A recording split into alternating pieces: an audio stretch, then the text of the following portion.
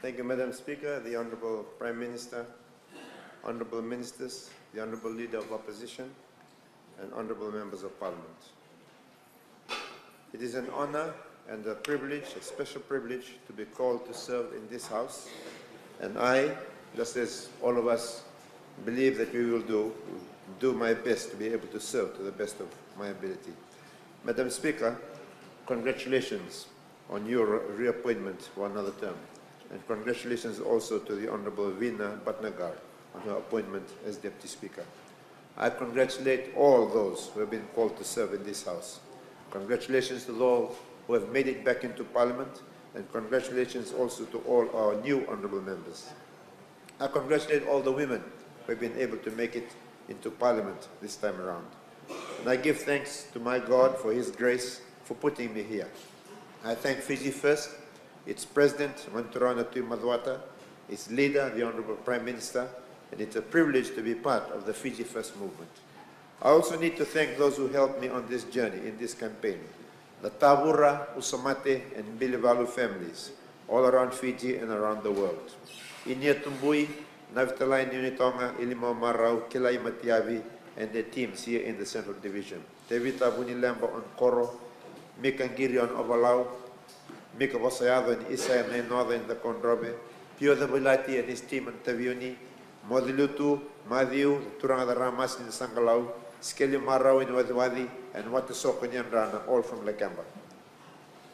Chochi Mate on Bonobatu, Filipe Temo on Kambara, Sakiasi Makoto and Chonani Kaminalangi for their assistance in Fondrawalu and Kandavu.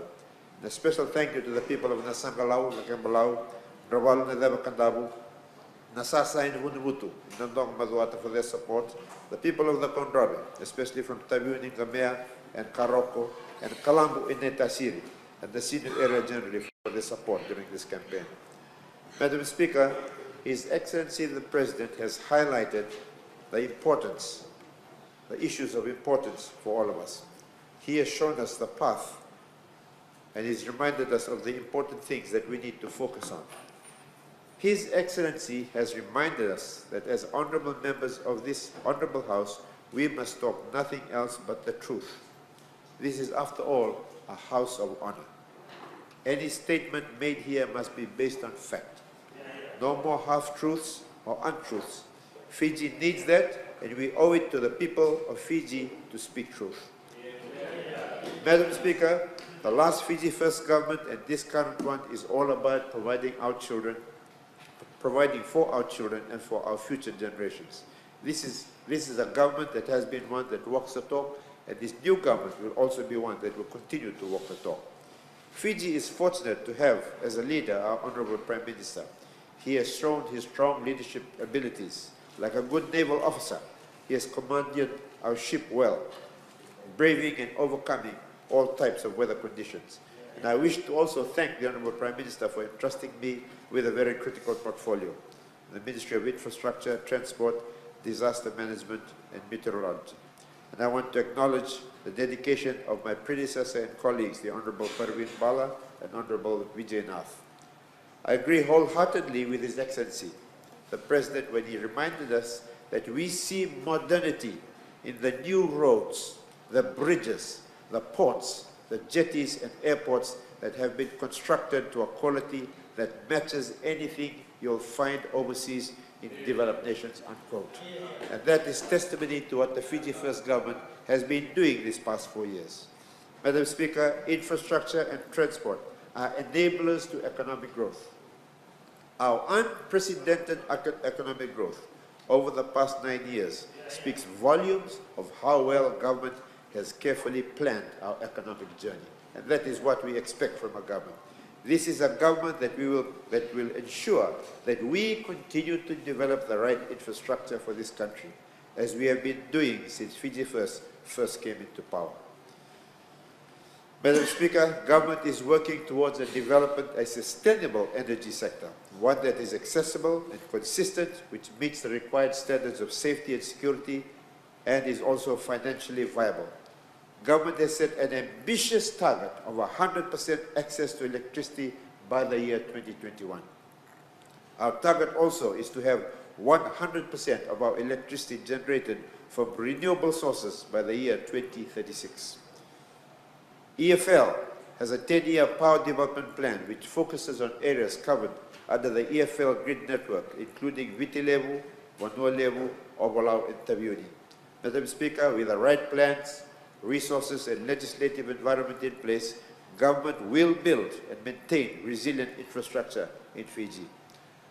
I want to reassure the Honourable Charlie and Honourable Lalabalabu that we are working towards energizing the homes of our friends and relatives in Waimbau and Sawanamata in Tunuloa through our EFL and Department of Energy programs. I would like the Honourable Bulitabo to know that I endorse the comments on standards highlighted by the Assistant Minister. Our nation's power infrastructure is being built according to international standards, specifically British, Australian, and New Zealand standards. Madam Speaker, as a responsible government, we are mindful on the quality of the services that we provide and the high risks involved to ensure that the people of Fiji are well protected from our energy infrastructure. Madam Speaker, the transport industry contributes about 8% of our GDP in Fiji.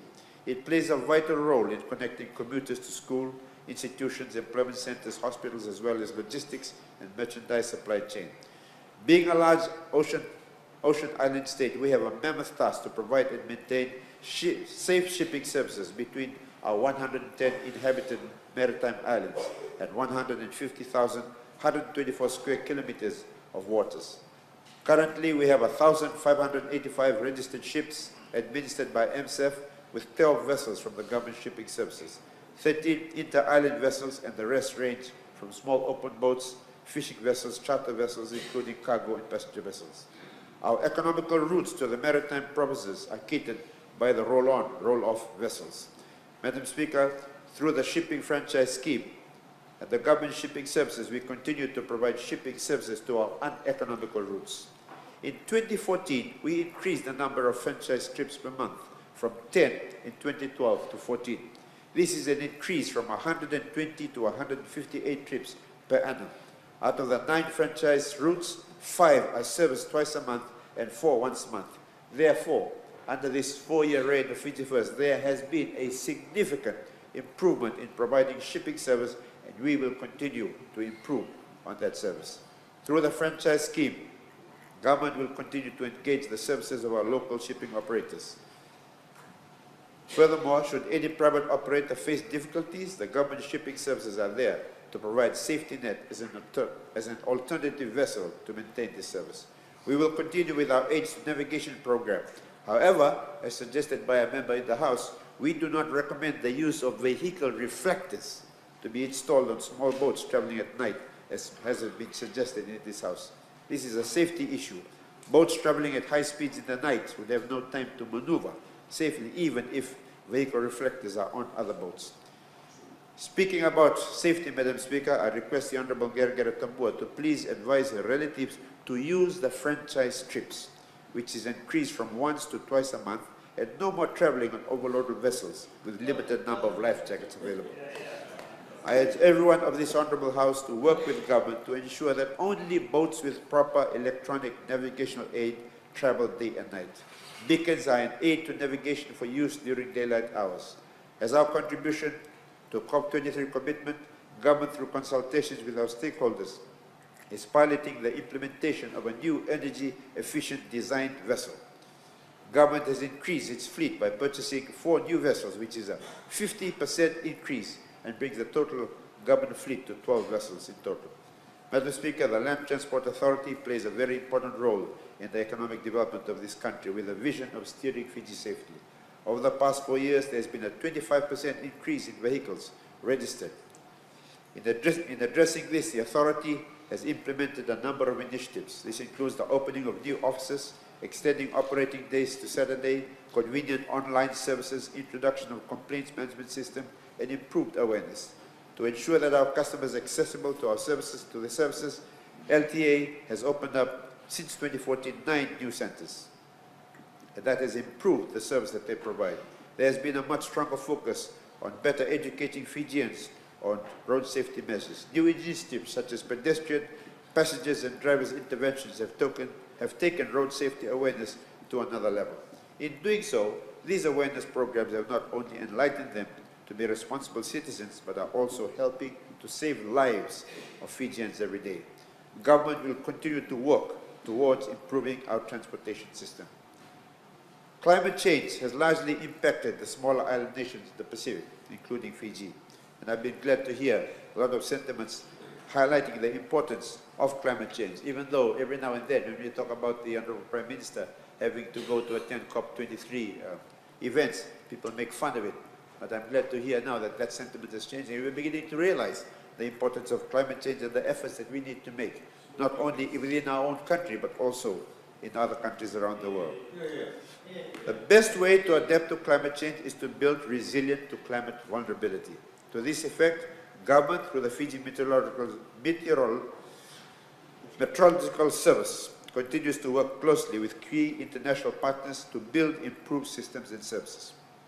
Through the capital investment already made by government, we are already able to provide the public with timely warnings and preparations for any adverse weather.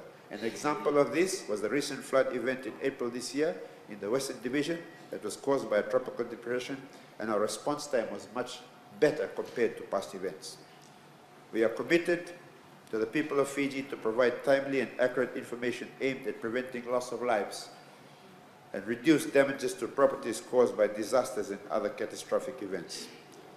For national disaster management, Madam Speaker, disaster risk reduction is everyone's business, and to continue down the path of sustainable development, we need to continue to build the resilience of our infrastructure and key assets through better coordination with all stakeholders. We know that it has been proven that every $1 spent in disaster risk reduction results in a savings of $7 on rehabilitation and reconstruction. So that will continue to be our focus. We are looking to have the right legislative environment that is supported with good policies and workable plans. Government is undertaking the review of the National Disaster Management Act, reviewing the National Disaster Management Plan of 1995, and formulating a National Disaster Risk Reduction Policy for the years 2018 to 2030. We know that we cannot fully control the impact of disasters, but we can instill measures to reduce the impact brought about by these inevitable changes that we will address. Now, Madam Speaker, I'd like to address some of the issues that have been brought up in the House over the years of the duration of our discussions here. Some of the issues, this is why I go back to the issue of the importance of truth in the House. The importance of making sure that every utterance we make is based on fact. We have had one instance in the past when an honourable member has stood up and he said he had the right to say whatever he wanted to say. I would like to say that as honourable members of an honourable House, we have the duty and the responsibility to make sure that every utterance that we have is based on fact. The people of this country expect us, as honourable members of this House, to make sure that everything that we say is based on fact. Earlier on this week, the Honourable Kurindrani, who is a good friend of mine and a schoolmate of mine, a classmate of mine, and a housemate of mine, Mbulu House of Lelin, made a statement this week that he was concerned with a 99-year lease effective from 20th January 2018 that was done without any consultation with the Matangali of Noinau in Cornsau. The feedback that I have received from TLTB that there was no lease issued this year. Lease was issued in 1989 and landowners were consulted. Premium and rent was paid, and rent paid to date and distributed to the Matangali. In fact, mahogany has matured and the harvested stumpage has been paid to TLTB and the money distributed. That's one of the instances that I say. Concern was also made about Mbiausibu village in the district of Komare, Matangali, Ketena Tukani, the mahogany plantation of 840 acres that was also issued a 99 years lease. That lease was also covered in the same lease from 1989. So this is an instance that I'm talking about, the importance of making sure that when we bring things up in the House, that is based on actual fact. People of this country have the right to expect that every utterance that we make is always based on fact. We need to check and cross-check all of these issues, so that nothing that we say in this House is based on supposition on what people say. The other issue that my friend, the Honourable Kurindrani, has mentioned was about the Rawanga village in the district of Mavua, where he stated that in July 2017, the 117 acres of land named Natamba was to have its ownership returned, and only 30 acres of land has been returned, and the balance of 87 acres is still under occupation by the tenants.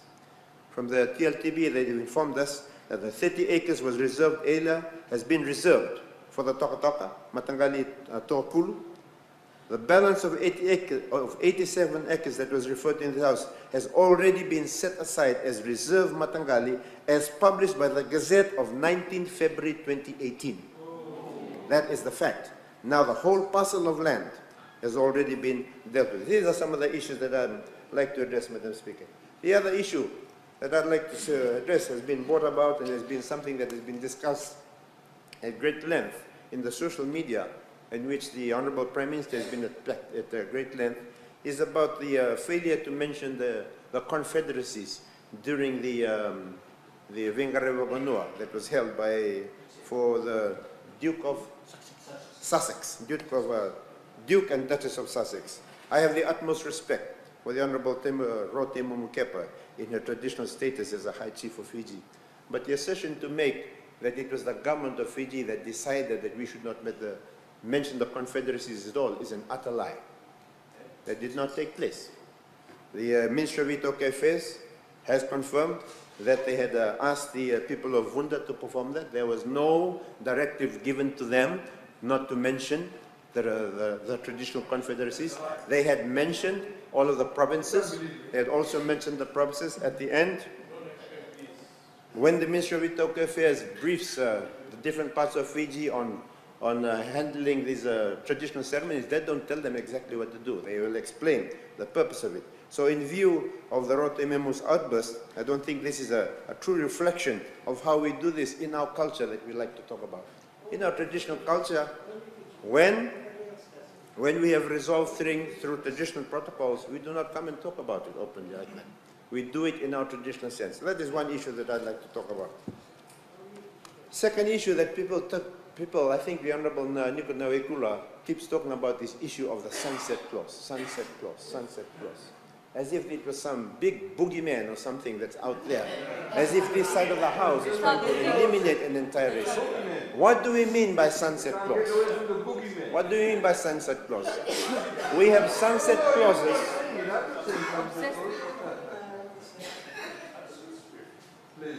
We have sunset clauses in everything in our lives.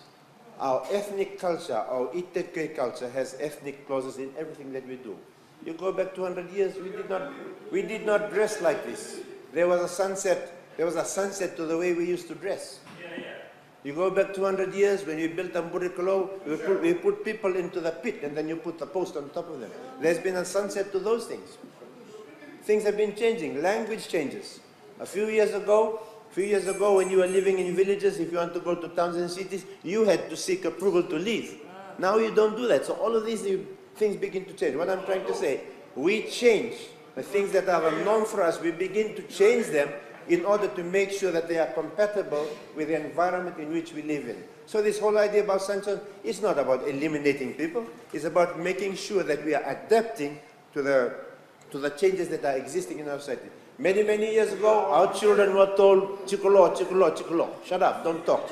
Now if we want people to succeed in school, we want them to talk. We want them to question. So there has to be a sunset also to that idea of telling people just to shut up. But this is the point that we're talking about.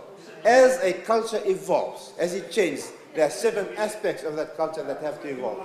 So we have a culture. Now, the honorable members on the other side like to talk to us about us on this side as traitors.